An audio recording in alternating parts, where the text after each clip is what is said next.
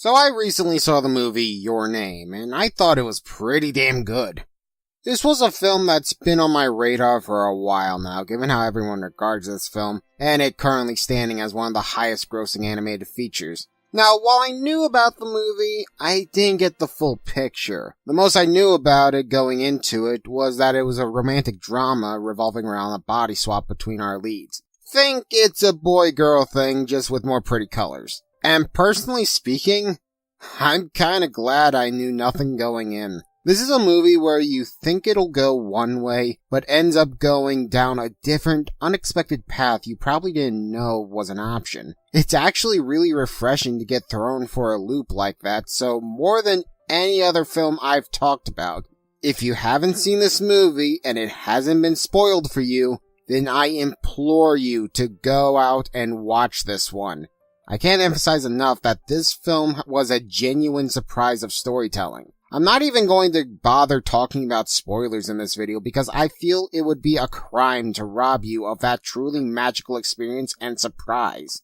With that being said, let's talk about everything else that makes this picture. This film is gorgeous! The characters and background animation, the backgrounds themselves, the lighting. This is one of the most stunning pieces I've seen in recent memory, and really stands as a testament to how far we've come in terms of animation. The characters and the writing feels realistic and generally well written, and the pacing of events feels natural.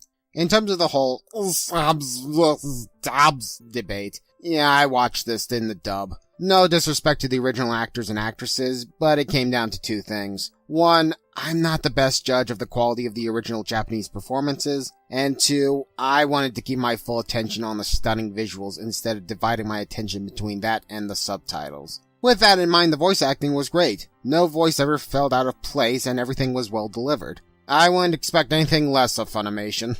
I only really have two complaints, one minor and one a little less so. The soundtrack was good, but nothing memorable. It wasn't distracting or anything. It fits the movie really well. I'm just having a hard time recalling any tunes off the top of my head aside from the vocal pieces. For the record, I can't stop listening to the ending song Sparkle by Radwimps. It's great in both Japanese and English.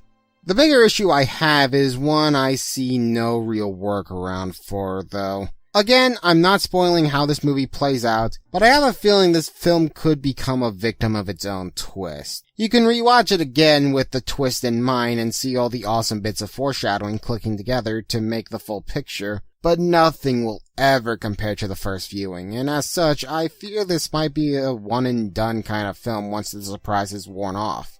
Personally speaking, there's enough here to warrant a revisit, but I could see people never picking this up once they're aware of everything. I'd feel this is the kind of movie that you watch, you put it away for a couple of years, only taking it off the shelf for special occasions. Like I said, I think there's enough meat on the film's bones to warrant rewatching it, but it is a genuine concern of mine.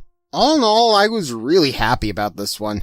It's a beautiful, well-written story that'll take you to places you won't see coming. The surprise of the plot is well worth the price of admittance. Give it some time to ferment with me like a well-aged sake. This might actually take the cake as my personal favorite anime movie. Even if it never does, however, it might just earn a spot anyway as one of my favorite films, period. But hey, you never know.